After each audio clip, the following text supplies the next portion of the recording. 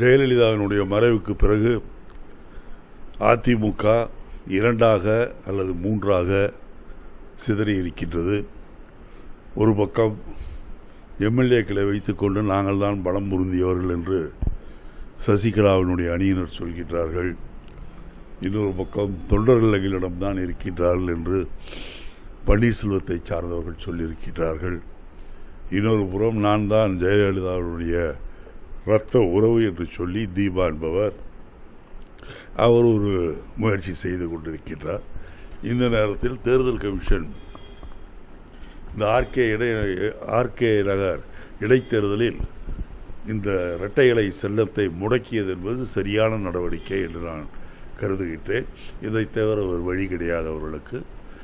அதேபோல் இந்த தேர்தலில் பணம் விளையாடாமல் இருப்பதற்கு, குறிப்பாக சசிகலாவினுடைய அணியினர் பணம் கொடுப்பதற்கு மிகப்பெரிய அளவிலே தயாராகி கொண்டிருக்கின்றார்கள்.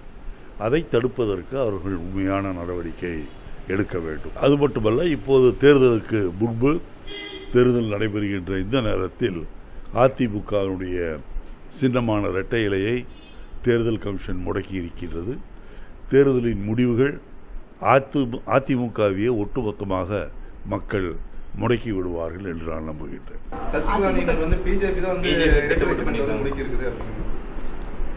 சசிகலா அணிக்கு இரட்டை இலை கிடைத்திருந்தாலும் அவர்களுக்கு டெபாசிட் கிடைப்பதே மிகவும் சந்தேகம்தான். ஆகவே எப்படி இருந்தாலும் மிகப்பெரிய ஒரு மோசமான தோல்வியை சசிகலா அணி சந்திக்கும்.